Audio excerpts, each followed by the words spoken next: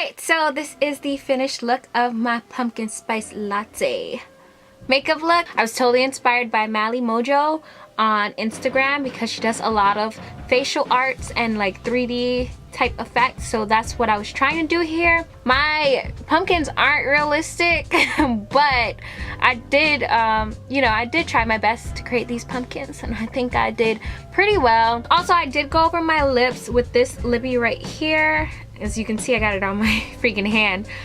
This is Rouge by ColourPop, and it's their Karuchi collab. I think she has it back now, I'm not sure. Thank you so much for tuning in to another video. I hope you guys enjoyed. Make sure to hit that thumbs up button if you like what you saw and you saw what you like.